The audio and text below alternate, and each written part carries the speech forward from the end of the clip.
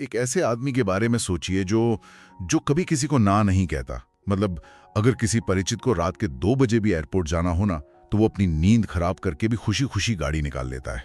हाँ, जो हमेशा हर किसी के लिए हाजिर रहता है। बिल्कुल। दोस्तों के बीच जब ये तय करना हो कि रात का खाना कहाँ खाया जाए, तो उसका हमेशा एक ही जवाब होता है कि जहाँ सब चाहें, मुझे कोई दिक्कत नहीं है। कोई अपनी राय नहीं देनी। हाँ, वो अपने दफ्तर में कभी बॉस से बहस नहीं करता और अपने निजी रिश्तों में भी हमेशा यही कोशिश करता है कि सामने वाला इंसान कभी नाराज ना हो। बाहर से देखने पर वो एक आदर्श इंसान लगता है, एक बेहतरीन पार्टनर और दोस्त। सही कहा। वो ऐसा व्यक्ति है जिसे समाज एक अच्छा आदमी या नाइस गाय कहता है। लेकिन अब जरा तस्वीर के दूसरे पहलू को देखें। क्या ये संभव है कि बाहर से इतना परोपकारी, शांत और त्याग करने वाला दिखने वाला इंसान अंदर ही अंदर एक भयंकर ज्वालामुखी की तरह उबल रहा हो? ये सोचने वाली बात है। हाँ, मतलब जो व्यक्ति दूसरों को खुश रखने के लिए अपना सब कुछ दांव पर लगा देता है, वो अक्सर जीवन में सबसे अधिक हताश, क्रोधित और अकेला क्यों महसूस करता है? देखिए, ये विरोधाभास ना मानवीय मनोविज्ञान की सबसे जटिल पहेलियों में से एक है। आमतौर पर समाज में ये सीधा गणित चलता है कि अगर कोई व्यक्ति अच्छे कर्म कर रहा है, दूसरों के प्रति दयालु है, तो वो भीतर से भी संतुष्ट और खुशहाल होगा। ऐसा ही माना जाता है। बिल्कुल। लेकिन जब हम इंसानी भावनाओं की थोड़ी गहराई में जाते हैं, तो ये गणित पूरी तरह से टूट जाता है। जो सतह एकदम शांत और परफेक्ट दिखाई देती है, उसकी ठीक नीचे कुंठा, छिपे हुए गुस्से और भारी अकेलेपन का एक बहुत ही अशांत समुद्र लहरें मार रहा होता है। बाप रे। हाँ, मतलब यहाँ जो सबसे दिलचस्प बात है वो ये है कि ये शांति असली नहीं है, बल्कि एक बहुत ही सोची समझी रक्षा प्रणाली है। और बिल्कुल यहीं पे रॉबर्ट ए ग्लोवर का शोध हमें एक ऐसी सच्चाई से रूबरू कराता है जो थोड़ी असहज करने वाली है। हाँ। आज की हमारी इस गहन चर्चा का आधार, या कह लें हमारा आज का ये डीप डाइव, उनकी प्रसिद्ध पुस्तक नो मोर मिस्टर नाइस गाय के नोट्स और शोध पर आधारित है। किताब में उन्होंने जिस नाइस गाय सिंड्रोम की बात की है ना, हाँ। वो असल में मतलब वो कोई निस्वार्थ अच्छा ही नहीं है। ये विचार की अगर मैं सब कुछ सही करूंगा, सबके लिए हमेशा हाजिर रहूंगा, तो लोग मुझे बदले में प्यार करेंगे और कभी अकेला नहीं छोड़ेंगे। हाँ, ये सुनने में बहुत ही पवित्र लग सकता है, लेकिन शोध सामग्री इस पूरी मानसिकता को एक बिल्कुल अलग नाम देती है। अच्छा। इसे एक गुप्त समझौता या कोवर्ट कॉन्ट्रैक्ट कहा गया है। मुझे ये गुप्त समझौता वाला विचार सच में बहुत ही पेचीदा लगा। और ये छिपी हुई सौदेबाजी ही ना इस पूरे सिंड्रोम को समझने की सबसे अहम चाबी है। अच्छा। हाँ, देखिए, एक नाइस गाय जब भी कोई अच्छा काम करता है तो वो बिना किसी शर्त के या पूरी तरह से निस्वार्थ भाव से नहीं होता। उसके दिमाग में एक अलिखित, अदृश्य सौदा चल रहा होता है। मतलब वो हिसाब रख रहा है एक तरह से। हाँ, वो इस दुनिया को ना एक बड़ी सी वेंडिंग मशीन की तरह देखता है। Vending machine. हाँ, उसे लगता है कि अगर वो इसमें अच्छाई के सिक्के डालेगा तो नीचे से उसे प्यार, सम्मान और निकटता अपने आप मिल जाएगी। उदाहरण के लिए वो मन ही मन सोचता है कि अगर मैं अपनी पार्टनर की हर छोटी बड़ी बात मानूंगा, कभी कोई मांग नहीं रखूंगा, तो इसके बदले में वो मुझे बेइंतहा प्यार करेगी। लेकिन यहाँ एक बहुत बड़ी समस्या है ना, ये समझौता तो सिर्फ और सिर्फ उसके अपने दिमाग में चल रहा है। बिल्कुल, सामने वाले को तो कुछ पता ही नहीं है। वही तो, सामने वाले व्यक्ति को तो इस सौदेबाजी की कोई भनक तक नहीं होती। ये बिल्कुल वैसा है जैसे कोई व्यक्ति किसी ऑफिस में बिना किसी रोजगार अनुबंध या कॉन्ट्रैक्ट के काम करना शुरू कर दे। बहुत ही सटीक उपमा है। मतलब वो दिन रात काम करता है, कोई छुट्टियां नहीं लेता, बिना कहे हर दिन ओवर टाइम करता है। हाँ। और ये सब वो इस उम्मीद में करता है कि बॉस किसी तरह उसके मन की बात पढ़ लेगा। हाँ, कि बॉस खुद समझ जाएगा। हाँ, उसे लगता है कि महीने के अंत में उसे कोई भारी वेतन वृद्धि या प्रमोशन मिल जाएगा।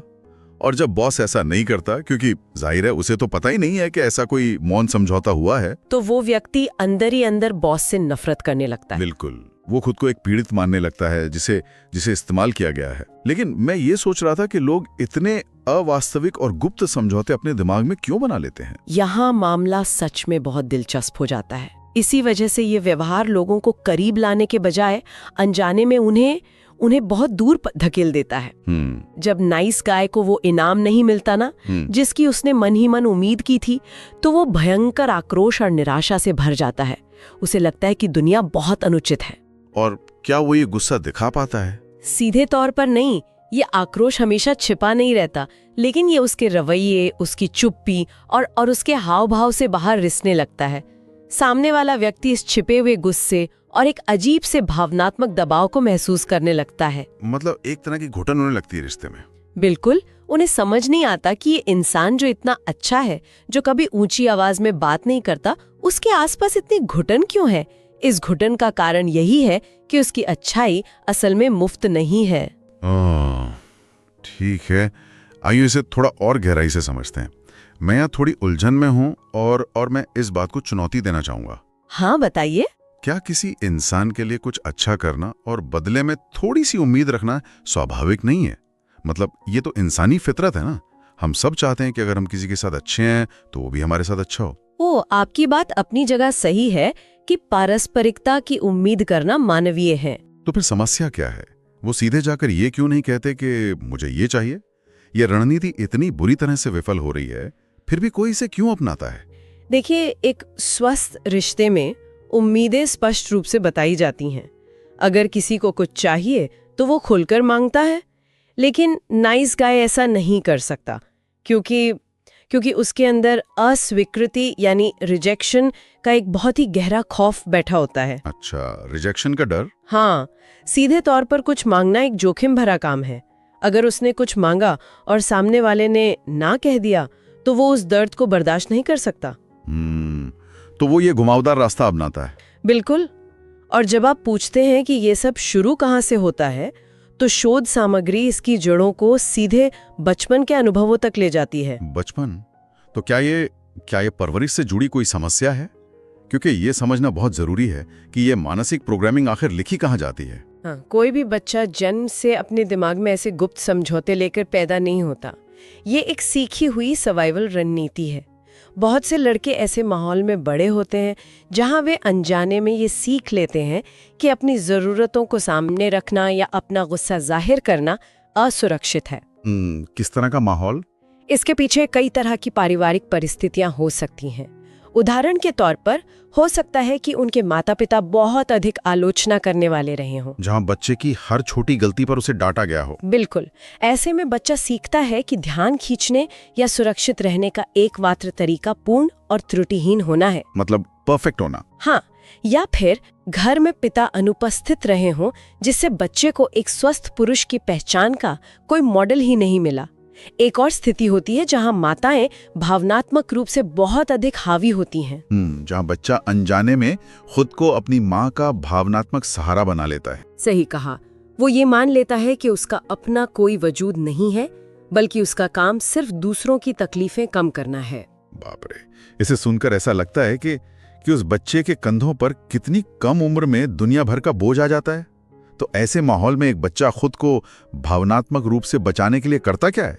वो बच्चा एक तरह से गिरगिट की तरह बन जाता है। गिरगिट? हाँ, वो तय करता है कि वो समस्या मुक्त बनेगा। वो सोचता है कि अगर मैं एक अच्छा लड़का रहूंगा, एकदम शांत रहूंगा, कभी किसी से कुछ नहीं मांगूंगा, तो सब मुझे प्यार करेंगे और मैं सुरक्षित रहूंगा। बिल्कुल। वो अपनी स्वाभाविक भावनाओं जैसे गुस्सा, डर को अपने अंदर कहीं बहुत गहराई में दफना देता है।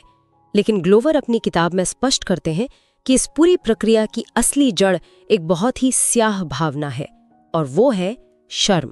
शर्म मतलब शेम? हाँ। लेकिन शर्म और अपराध बोध यानी गिल्ट तो लगभग एक ही जैसी चीजें लगती है ना। कोई व्यक्ति सिर्फ अच्छा बनने की कोशिश कर रहा है, इसमें शर्म की क्या बात है? यहाँ अपराध बोध और शर्म के बीच के फर्क को समझना बहुत जरूरी है। अपराध बोध का मतलब होता है ये सोचना कि मैंने कुछ बुरा किया है। मतलब मेरे काम गलत हैं। हाँ, लेकिन शर्म एक बहुत ही गहरा विश्वास है कि मैं ही बुरा हूँ, मुझ में कुछ बुनियादी खोट है। अरे, मैं जैसा हूँ उस रूप में प्यार किए जाने के लायक बिल्कुल नहीं हूँ। इसी शर्म के कारण वे इस खोट को दुनिया से छिपाने के लिए परफेक्शन का एक बहुत ही भारी मुखौटा पहन लेते हैं। रुकिए, ये शर्म वाली बात बहुत चुभने वाली है। लेकिन अगर हम इसे समाज के नजरिए से देखें ना, तो हमें एक अलग ही तस्वीर दिखती है। कैसी तस्वीर? समाज तो हमें बचपन से ही अच्छा बच्चा बनना सिखाता है। स्कूलों में, घरों में हमें यही पाठ पढ़ाया जाता है कि दूसरों को खुश रखो, अपनी चीजें बांटो, झगड़ा मत करो। हाँ, ये तो है। तो ये तो हमारी परवरिश का एक बहुत ही सामान्य हिस्सा है। तो फिर एक सच्चे, स्वाभाविक रूप से अच्छे इंसान और इस नाइस गाय सिंड्रोम के शिकार व्यक्ति के बीच की रेखा कहां आकर धुंधली हो जाती है? मुझे ये बात पच नहीं रही कि सिर्फ अच्छा बनने को हम मनोवैज्ञानिक समस्या कैसे कह सकते हैं। ये एक बहुत ही शानदार सवाल है और अक्सर लोग इसी बात पर आके उलझ जाते हैं। देखिए, एक सच्चा अच्छा इंसान वो है जो दूसरों की मदद इसीलिए करता है क्योंकि वो सच में ऐसा करना चाहता है। मतलब उसकी अच्छाई उसके खुद के आत्मसम्मान से आती है। बिल्कुल, ना कि इस डर से कि अगर उसने मदद नहीं की तो लोग उसे छोड़ देंगे। एक सच्चे अच्छे इंसान की अपनी स्पष्ट सीमाएं होती हैं। वो जानता है कि कब उसे ना कहना है। लेकिन नाइस गाय की अच्छाई पूरी तरह से डर, चिंता और उसी शर्म से प्रेरित होती है जिसके हमने अभी बात की। और यहीं पर शोध एक बहुत ही चौंकाने वाला मोड़ लेता है। ऐसा मोड़? जब ये डरा हुआ बच्चा बड़ा होके वयस्क बनता है ना, तो उसकी ये अच्छाई असल में हेर-फेर यानी मैनिपुलेशन और नियंत्रण करने की एक तकनीक में बदल जाती है। हेर-फेर? मैं इसे हेर-फेर मानने को तैयार नहीं हूँ। क्यों? जो इंसान इतना सीधा है, जो दूसरों के लिए अपने वीकेंड खराब कर रहा है, वो किसी के साथ हेर-फेर कैसे कर सकता है? हेर-फेर करने वाले लोग तो बहुत चालाक और स्वार्थी होते हैं ना? यही तो विरोधाभास है। इसे इस तरह से समझिए, हेर-फेर का असल मतलब क्या है? मतलब किसी का फायदा उठाना? हाँ, या किसी स्थिति या इंसान को अपने फायदे के लिए इस तरह नियंत्रित करना कि सामने वाले को पता भी न चले। नाइस गाय सीधे टकराव से बहुत डरते हैं। उन्हें लगता है कि अगर उन्होंने सीधे तौर पर कुछ मांगा तो तुरंत विवाद होगा। और उन्हें रिजेक्ट कर दिया जाएगा। बिल्कुल, इसलिए वे ध्यान या प्यार पाने के लिए बहुत ही अप्रत्यक्ष तरीके अपनाते हैं। वे अचानक बहुत महंगे उपहार देंगे या बिना मांगे किसी के जीवन की बड़ी बड़ी परेशानियां सुलझाने लगेंगे। तो ये असल में उपहार नहीं है। नहीं, ये एक तरह की रिश्वत है। वे अप्रत्यक्ष रूप से ये सुनिश्चित कर रहे हैं कि सामने वाला इंसान उनका एहसानमंद रहे और उन्हें छोड़कर कभी ना जाए। अरे बाप रे! वे दूसरों की भावनाओं को मैनेज करके असल में स्थिति को नियंत्रित कर रहे होते हैं। और चूंकि उनके असली इरादे छिपे होते हैं, इसलिए उनके आसपास के लोग अक्सर असमंजस में रहते हैं। ये सच में आंखें खोलने वाला है। मतलब जिस शांति को बनाए रखने के लिए वो बहस से बचते हैं, अपनी असली राय छिपाते हैं, असल में वो शांति बिल्कुल खोखली है। एकदम कृत्रिम शांति है। वे जो शांति स्थापित कर रहे हैं वो एक ऐसी जमीन पर बनी है जिसके नीचे बारूदी सुरंगें बिछी हुई हैं। वो एक ऐसा रिश्ता बना रहे हैं जो इस बात पर टिका ही नहीं है कि वो असल में क्या है, बल्कि इस बात पर टिका है कि सामने वाला क्या सुनना चाहता है। बिल्कुल सटीक कहा आपने। और इस कृत्रिम शांति को बनाने के लिए वे एक और बहुत बड़ी कीमत चुकाते हैं, अपनी मर्दाना ऊर्जा का पूरी तरह से दमन। ऊर्जा का दमन? हाँ, स्रोत सामग्री बताती है कि नाइस गाय अक्सर अपनी महत्वाकांक्षा, अपनी मुखरता, अपनी ताकत और यहाँ तक कि अपनी सेक्सुअलिटी को भी बुरी तरह दबा देते हैं। ओह, क्योंकि उन्हें लगता है कि ये चीजें बुरी हैं। हाँ, समाज कभी-कभी इन प्राकृतिक गुणों को आक्रामक या विषाक्त का लेबल दे देता है, और चूंकि नाइस गाय को हर हाल में सुरक्षित और अच्छा दिखना है, वो इन प्राकृतिक ऊर्जाओं को खुद के अंदर से पूरी तरह मिटाने की कोशिश करता है। लेकिन विज्ञान का एक बहुत ही बुनियादी नियम है कि ऊर्जा कभी नष्ट नहीं होती, वो सिर्फ अपना रूप बदलती है। बिल्कुल, कोई भी इंसान अपनी प्राकृतिक ऊर्जा और अपनी बुनियादी इच्छाओं को हमेशा के लिए एक डिब्बे में बंद करके तो नहीं रख सकता ना। जब उस डिब्बे में बहुत ज्यादा दबाव बन जाएगा तो वो ऊर्जा कहीं ना कहीं से तो बाहर रास्ता तलाशेगी ही। हाँ। और जिस तरह से ये ऊर्जा बाहर आती है, वही इस सिंड्रोम का सबसे विनाशकारी हिस्सा है। जब आप इसे सीधे और स्वस्थ रूप से व्यक्त नहीं करते तो ये विकृत और जहरीला रूप ले लेती है। मतलब ये कैसे बाहर आती है? अक्सर ये पैसिव अग्रेसिव यानी परोक्ष रूप से आक्रामक व्यवहार के रूप में सामने आती है। इसका मतलब है कि व्यक्ति सीधे तौर पे गुस्सा नहीं दिखाएगा, बल्कि वो ताने मारेगा या जानबूझकर जरूरी कामों में देरी करेगा, पीठ पीछे शिकायत करेगा। हाँ, मौकों पर भूलने का नाटक करेगा। वे ऐसे काम करेंगे जिससे सामने वाले को परेशानी हो, लेकिन जब उनसे पूछा जाएगा तो वे बहुत ही मासूमियत से कहेंगे, अरे मेरा वो मतलब नहीं था। ये तो बहुत ही कुंठित करने वाला व्यवहार है, और मुझे लगता है कि ये सिर्फ परोक्ष आक्रामकता तक सीमित नहीं रहता होगा। जब इतना सारा मानसिक दबाव अंदर जमा हो रहा है तो इसके और भी भयानक परिणाम होते होंगे। बिल्कुल होते हैं। कई बार ये सालों का दबा हुआ गुस्सा अचानक किसी बहुत ही छोटी सी बात पर एक ज्वालामुखी की तरह फट पड़ता है, जिससे आसपास के लोग पूरी तरह सहम जाते होंगे। बिल्कुल। इसके अलावा ये ऊर्जा अक्सर किसी गुप्त लत के रूप में बाहर आती है। कई बार नाइस गाय इंटरनेट पर पोर्नोग्राफी की लत या किसी अन्य छिपे हुए विनाशकारी व्यवहार का शिकार हो जाते हैं। ओह, एक गुप्त दुनिया। हाँ, ये उनकी अपनी गुप्त दुनिया होती है, जहां उन्हें अच्छा होने का नाटक नहीं करना पड़ता, जहां वे अपनी दबी हुई इच्छाओं को एक विकृत रूप में जी सकते हैं। लेकिन ये दोहरा जीवन तो उनके आंतरिक संघर्ष को बहुत बढ़ा देता होगा। इतना बढ़ा देता है कि उनका जीवन भयानक निराशा और आत्मग्लानि से भर जाता है। ये सब सुनकर तो ऐसा लग रहा है जैसे नाइस गाय सिंड्रोम एक ऐसी अदृश्य जेल है जिसकी चाबी उसी व्यक्ति के जेब में पड़ी है जो अंदर बंद है। बहुत खूब कहा। लेकिन उसे ये सिखाया ही नहीं गया है कि ताला कैसे खोलना है। हमने इस समस्या की गहराई को बहुत अच्छी तरह समझा। हमने देखा कि कैसे ये बचपन के डर से शुरू होता है, कैसे ये गुप्त समझौतों में बदलता है। तो इन सब बातों को जानने के बाद अब सबसे बड़ा सवाल ये है कि बाहर निकलने का रास्ता क्या है। समाधान की बात करें तो अगर कोई व्यक्ति इस चर्चा को सुन रहा है और उसे लग रहा है कि वो खुद इस स्थिति में फंसा हुआ है, तो वो इस चक्र को तोड़ने की शुरुआत कैसे कर सकता है? किताब के अनुसार बदलाव का पहला और सबसे महत्वपूर्ण कदम है अपने खुद के व्यवहार के प्रति पूरी तरह से जागरूक होना, यानी अवेयरनेस। जो कि कोई आसान काम नहीं है। बिल्कुल नहीं।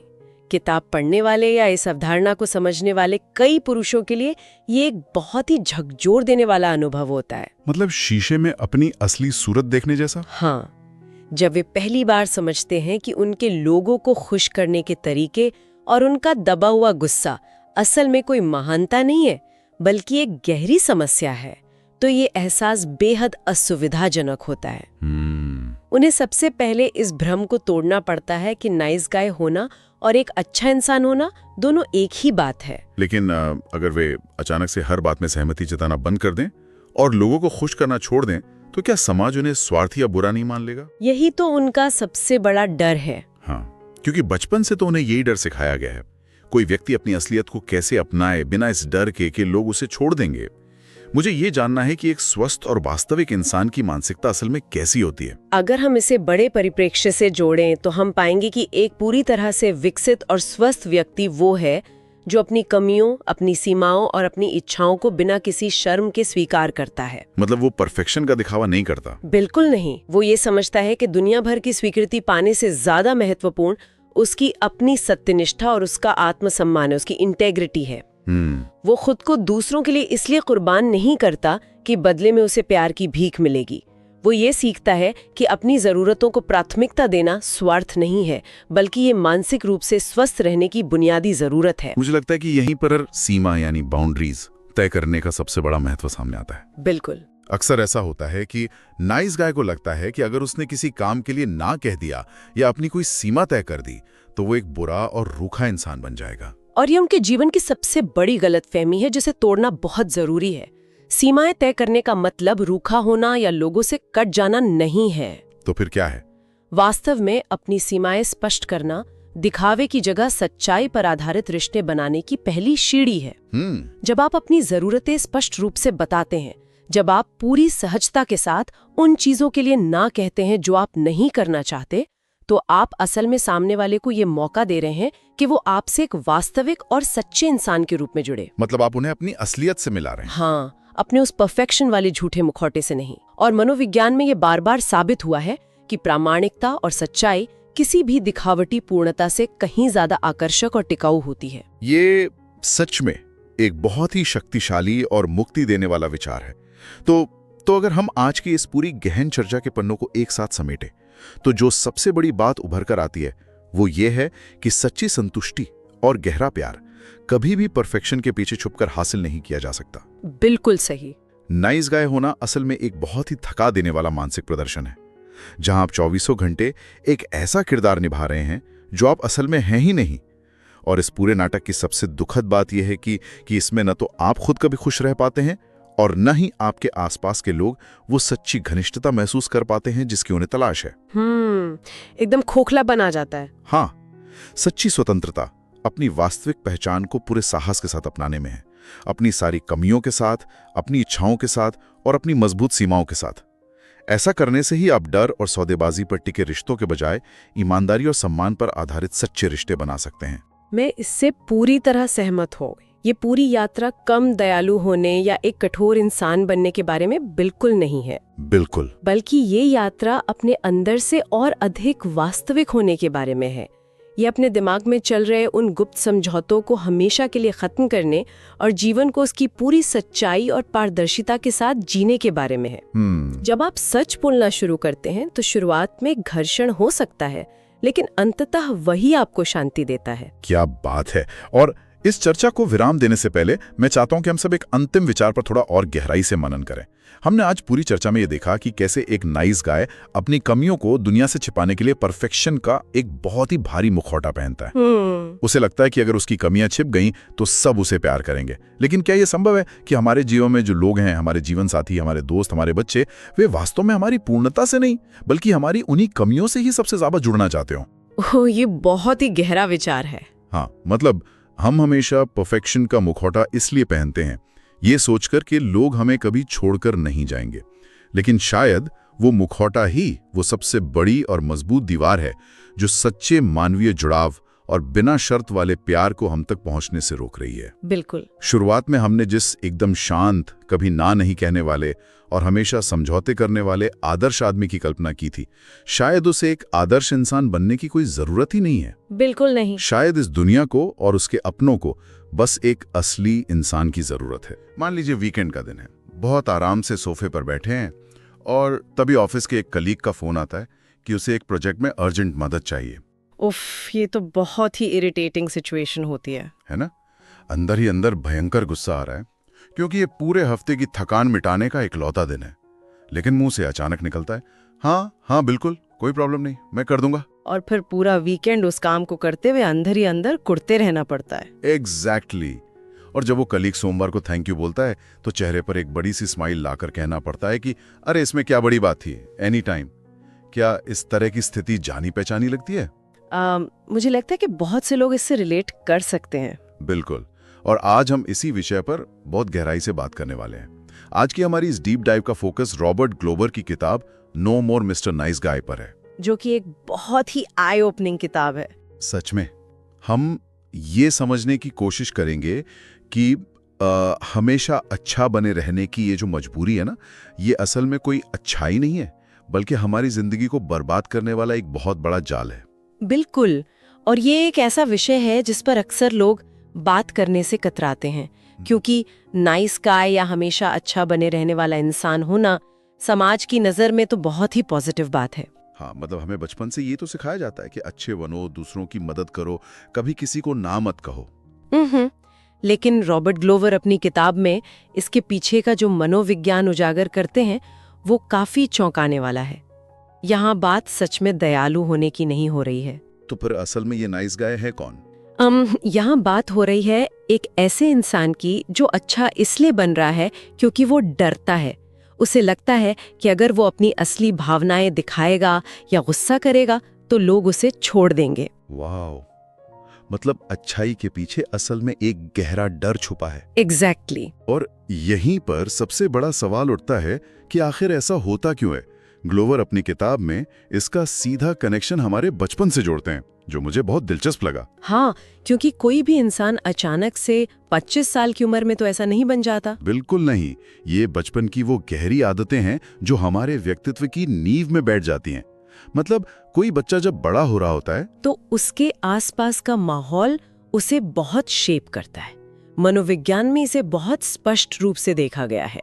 जब कोई बच्चा एक ऐसे माहौल में बड़ा होता है जहाँ बहुत ज्यादा तनाव हो। तनाव से आपका मतलब है जैसे माता पिता के बीच झगड़े? हाँ, झगड़े हो या उनमें से कोई एक बहुत ज्यादा हावी रहने वाला हो या परिवार में किसी भी तरह की अस्थिरता हो, तो बच्चा उस माहौल को देखकर घबरा जाता है। और बच्चों का दिमाग तो वैसे भी हर चीज को खुद से जोड़ कर देखता है ना? बिल्कुल।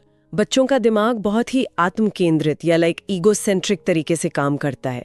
उन्हें लगता है कि दुनिया में जो भी बुरा हो रहा है वो उन्हीं की वजह से हो रहा है। तो मतलब बच्चा ये सोचता है कि अगर मम्मी पापा लड़ रहे हैं तो इसमें मेरी ही कोई गलती होगी। एग्जैक्टली। और फिर वो एक डिफेंस मैकेनिज्म बनाता है। वो सोचता है कि अगर मैं बिल्कुल शांत रहूं, कोई डिमांड न करूं और एक परफेक्ट गुड बॉय बन के रहूं तो शायद घर का माहौल ठीक रहेगा। उफ, ये तो बहुत ही सैड है। मतलब वो खुद को सुरक्षित रखने के लिए अपनी ही जरूरतों को मारना शुरू कर देता है। एकदम सटीक। वो बच्चा ये मान लेता है कि अगर मैं अच्छा बनूंगा, अपनी परेशानियां किसी को नहीं बताऊंगा, तो मुझे प्यार मिलेगा और मेरी जिंदगी में कोई समस्या नहीं आएगी। और ग्लोवर इसे एक दोषपूर्ण जीवन प्रतिमान या फ्लॉड लाइफ पैराडाइम कहते हैं ना। हाँ, क्योंकि उस समय उस छोटे बच्चे के लिए खुद को बचाने का यही एक तरीका होता है, वो सर्वाइवल मोड है। लेकिन समस्या तब शुरू होती है जब वो बच्चा 30 या 40 साल का एक वयस्क बन जाता है। बिल्कुल, और उसका दिमाग आज भी उसी बचपन वाले सर्वाइवल मोड में काम कर रहा होता है। मतलब शरीर तो बड़ा हो गया, लेकिन अंदर वो डरा हुआ बच्चा ही है। हाँ यार, वो आज भी ऑफिस में, अपने रिश्तों में, हर जगह उसी डरे हुए बच्चे की तरह व्यवहार करता है जो किसी को नाराज नहीं करना चाहता। ये सच में एक बहुत गहरी बात है। बचपन का वो डर एक ऐसे जाल में बदल जाता है जिसे ग्लोवर स्वीकृति का जाल कहते हैं। Trap of approval. हाँ, नाइस गाय हमेशा बाहरी मान्यता यानी एक्सटर्नल वैलिडेशन पर निर्भर हो जाते हैं। उन्हें लगता है कि उनकी अपनी कोई कीमत नहीं है जब तक कि सामने वाला इंसान उनकी तारीफ ना कर दे। और ये बाहरी मान्यता की भूख इतनी ज्यादा होती है कि वे अपने हर कदम, हर शब्द को फिल्टर करते हैं। मतलब ये सोचते रहते हैं कि अगर मैंने ये कहा तो सामने वाला क्या सोचेगा। एग्जैक्टली उनका अपना कोई आंतरिक कंपास या इंटरनल वैलिडेशन नहीं होता। अगर किसी ने कह दिया कि अरे तुम तो बहुत अच्छे हो, तो उनका दिन बन गया। और अगर किसी ने हल्की सी भी असहमति जता दी या आलोचना कर दी तो वे गहरी शर्मिंदगी और रिजेक्शन की भावना से भर जाते हैं। उन्हें लगता है कि उनकी पूरी दुनिया ढह गई। ये तो बिल्कुल ऐसा हो गया जैसे कोई इंसान एक विशाल रोलर कोस्टर पर बैठा हो, लेकिन मजे की बात यह है कि उस रोलर कोस्टर का रिमोट कंट्रोल किसी बिल्कुल अजनबी इंसान के हाथ में है। हाँ, बहुत ही बढ़िया एनालॉजी है। मतलब आप तभी ऊपर की तरफ जाते हैं जब वो अजनबी आपकी तारीफ का बटन दबाता है, और जब वो चाहे अपनी एक छोटी सी आलोचना से आपको सीधे नीचे गहरी खाई में गिरा देता है। बिल्कुल, आपकी अपनी खुशी और भावनाओं पर आपका खुद का कोई कंट्रोल ही नहीं है। ये तो बहुत ही भयानक स्थिति है ना? वैसे इंसानी स्वभाव में ये चाहत होना बहुत स्वाभाविक है कि लोग हमें पसंद करें। हम सब समाज का हिस्सा बनना चाहते हैं। हाँ, कोई भी अकेला तो नहीं रहना चाहता। लेकिन नाइस गाय के मामले में ये चाहत एक जरूरत बन जाती है, और फिर ये जरूरत एक मानसिक कैद बन जाती है। तो इस रोलर कोस्टर से उतरा कैसे जाएं?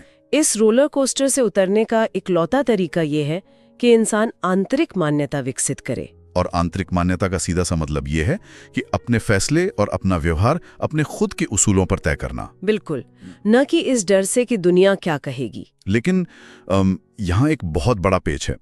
जब कोई इंसान पूरी तरह से बाहरी मान्यता पर निर्भर होता है तो वो कभी भी सीधे तौर पर ये नहीं कह पाता कि उसे क्या चाहिए। हाँ, क्योंकि सीधे कुछ मांगना उन्हें स्वार्थी लगता है। एग्जैक्टली।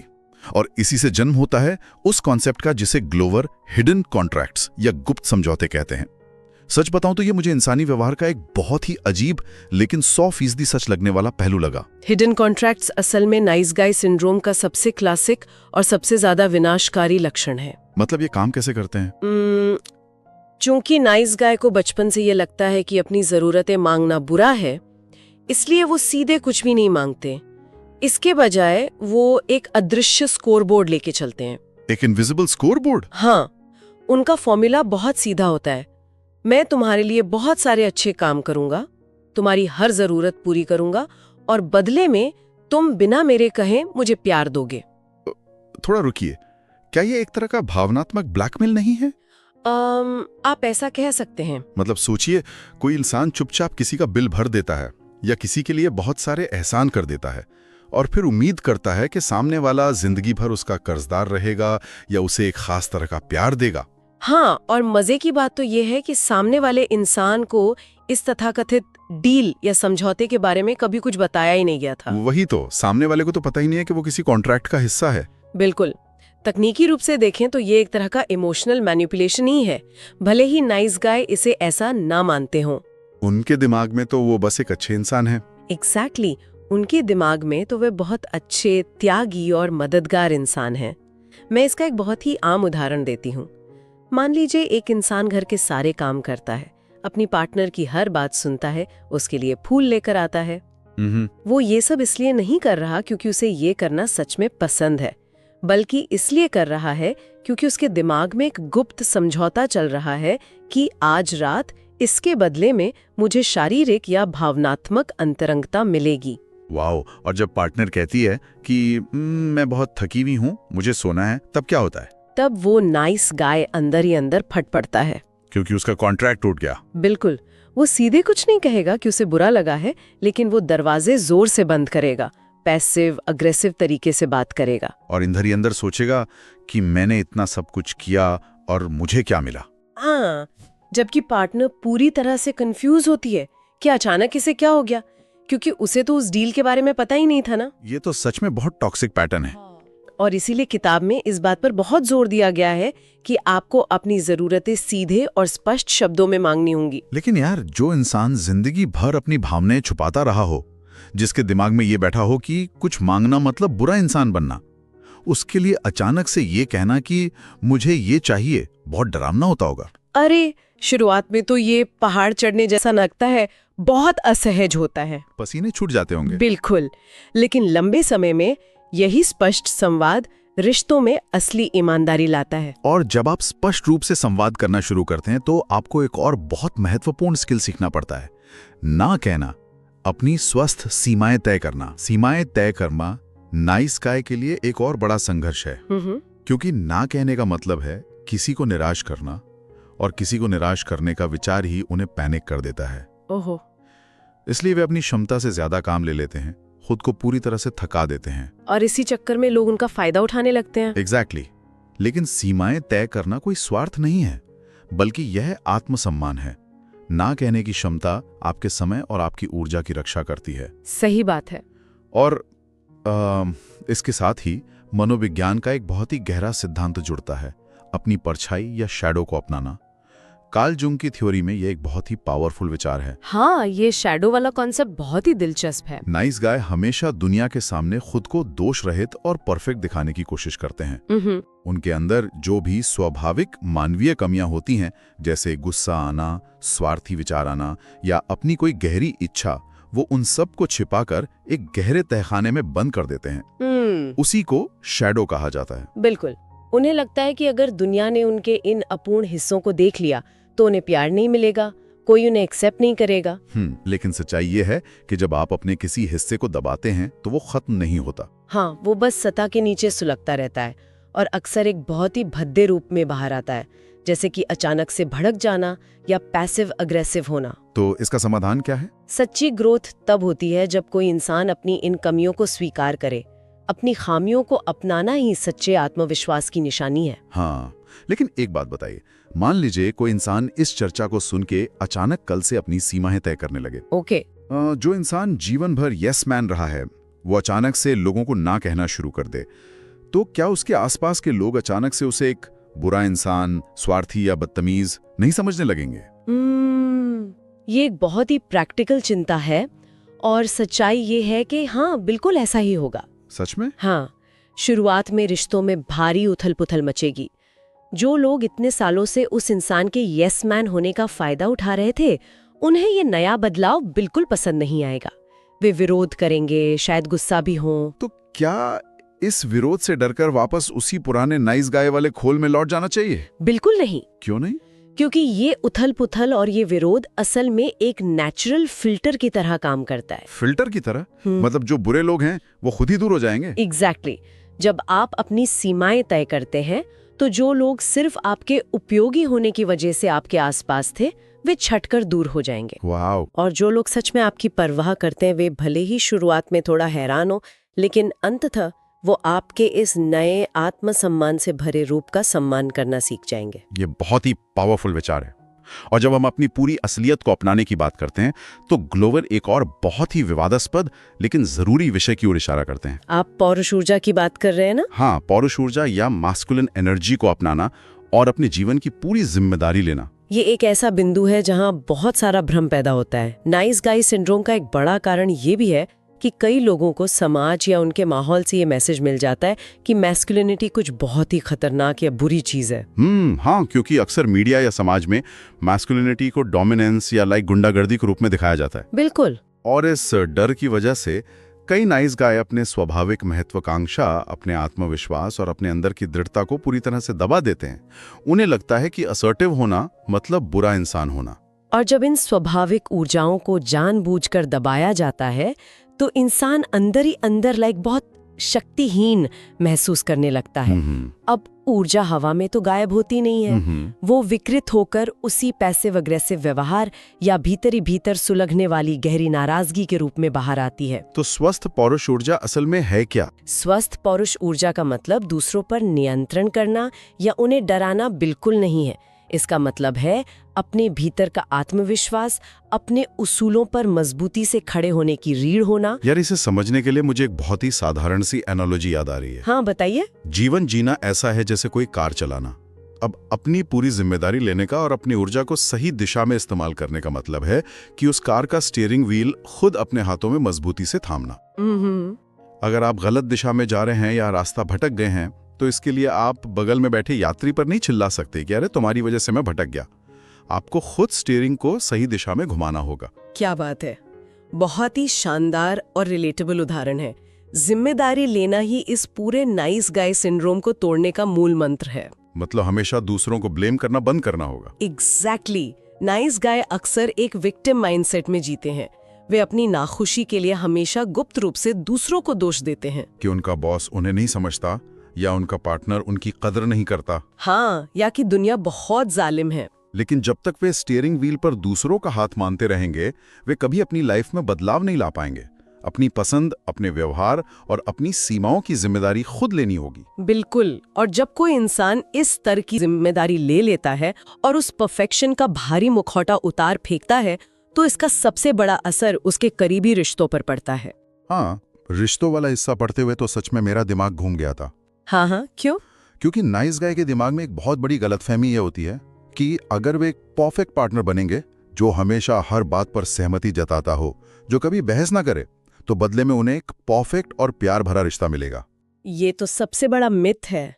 असल जिंदगी में ये सोच बिल्कुल उल्टी दिशा में काम करती है। मतलब हमेशा हाँ में हाँ मिलाना बुरा है। हमेशा सिर्फ हाँ में हाँ मिलाने से और हर वक्त पार्टनर पर निर्भर रहने से असल में पार्टनर के ऊपर एक बहुत ही भारी भावनात्मक बोझ आ जाता है। कैसे?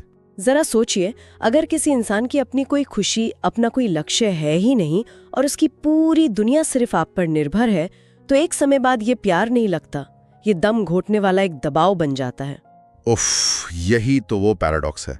मतलब आप रिश्ते में थोड़ा स्वतंत्र होते हैं, अपने खुद के लक्ष्य बनाते हैं, अपनी एक अलग पहचान रखते हैं, और असल में यही इमोशनल इंडिपेंडेंस उस रिश्ते को और अधिक मजबूत और आकर्षक बना देती है। बिल्कुल। हमेशा अवेलेबल रहने वाला इंसान अपना आकर्षण खो देता है। एकदम सही। और इसीलिए ग्रोवर एक बहुत महत्वपूर्ण बात पर जोर देते हैं, अन्य पुरुषों के साथ दोस्ती, मेंटोरशिप और एक कम्युनिटी बनाना। हाँ, क्योंकि अक्सर नाइस गाय अपने जीवन में दोस्तों को किनारे कर देते हैं और अपनी हर तरह की भावनात्मक जरूरत के लिए सिर्फ अपनी पार्टनर पर निर्भर हो जाते हैं, जो कि किसी भी एक इंसान के लिए संभालना बहुत ज्यादा है। बिल्कुल। इसलिए दोस्तों का एक ऐसा मजबूत नेटवर्क होना जरूरी है जहां अनुभव बांटे जा सकें, एक दूसरे से सीखा जा सके और बिना किसी जजमेंट के अपनी बात रखी जा सके। जब आपके पास एक सॉलिड सपोर्ट सिस्टम होता है तो आप अपने रोमांटिक रिश्तों में वो नीडी वाली ऊर्जा लेके नहीं जाते। एग्जैक्टली। और इसी कम्युनिटी के साथ एक और अहम चीज जुड़ी है, जोखिम उठाना, रिस्क लेना। हाँ, हमेशा सेफ खेलने की आदत को छोड़ना, क्योंकि नाइस गाय रिजेक्शन और आलोचना से इतना ज्यादा डरते हैं कि वे जिंदगी भर एक बहुत ही छोटे से कंफर्ट जोन में सिमट कर रह जाते हैं। उन्हें लगता है कि कोई भी नया काम किया और अगर उसमें फेल हो गए तो दुनिया हंसेगी। लेकिन इस सिंड्रोम से बाहर आने के लिए ये बहुत जरूरी है कि जानबूझकर छोटे छोटे जोखिम उठाए जाएं। जैसे दोस्तों के बीच कोई अनपॉपुलर राय देना जो शायद सबको पसंद ना आए, या किसी ऐसे सपने के पीछे भागना जिसे समाज शायद तुरंत एक्सेप्ट ना करे। और जब आप ये रिस्क उठाते हैं और देखते हैं कि दुनिया खत्म नहीं हुई, तो वो रिजेक्शन का डर धीरे धीरे खत्म होने लगता है। बिल्कुल सही। तो अगर हम इस पूरी चर्चा को एक जगह समेटें तो बात सिर्फ इतनी सी है कि हमें उस परफेक्शन के मुखौटे को उतारना है। एक स्वस्थ संतुलित इंसान बनने का मतलब परफेक्ट होना नहीं है। नहीं, बिल्कुल नहीं। असल लक्ष्य है एकीकरण या इंटीग्रेशन, जहां आप अपने अच्छे, बुरे, शांत और आक्रामक सभी हिस्सों को स्वीकार करते हैं। बिल्कुल। एक व्यक्ति बिना कमजोर हुए भी दयालु हो सकता है। वो बिना आक्रामक हुए भी अपनी बात दृढ़ता से रख सकता है। असल लक्ष्य लोगों को खुश करने की उस डरी हुई आदत को छोड़कर सच्ची ईमानदारी और प्रामाणिकता के साथ जीना है। आज की इस डीप डाइव में हमने मनोविज्ञान के कुछ बहुत ही जटिल और गहरे हिस्सों को छुआ है। हमने देखा कि कैसे बचपन का वो डरा हुआ बच्चा एक ऐसा वयस्क बन जाता है जो सिर्फ बाहरी दुनिया की तालियों पर नाचता है। हाँ, और कैसे वो अपनी जरूरतों को दबाकर अंदर ही अंदर जहर भरता रहता है। लेकिन इन सब से बाहर निकलने का रास्ता मौजूद है। इस पूरी चर्चा को खत्म करने से पहले मैं एक बहुत ही गहरा विचार छोड़ना चाहता हूँ। जरा इस बात पर गौर कीजिएगा। जब कोई इंसान सालों से पहने हुए उस नाइस गाय के भारी भरकम मुखौटे को हमेशा के लिए उतार फेंकता है और अपनी पूरी असलियत, अपनी कमियों और अपनी सच्चाई के साथ दुनिया के सामने जीने लगता है, तो इस बात की बहुत अधिक संभावना है कि वो कुछ पुराने दोस्तों या कुछ ऐसे रिश्तों को खो दे जो सिर्फ उस मुखौटे के आदी हो चुके थे। ये एक बहुत ही कड़वा सच हो सकता है जिसका सामना हर किसी को करना पड़ता है जब वे खुद को बदलते हैं। लेकिन सबसे बड़ा सवाल ये है, क्या वो वाकई कोई नुकसान है, या फिर ये उस बात का सबसे बड़ा और अंतिम टेस्ट है कि आपके जीवन में कौन आपके उस झूठे, हमेशा हाँ में हाँ मिलाने वाले मुखौटे से प्यार करता था और कौन उस असली प्रामाणिक इंसान से प्यार करता है जो उस मुखौटे के पीछे हमेशा से छिपा था। इसी विचार के साथ हम आज की ये गहन चर्चा यहीं समाप्त करते हैं। अपनी सच्चाई को तलाशते रहिए और हमेशा याद रखिए कि आपका असली रूप ही आपकी सबसे बड़ी ताकत है।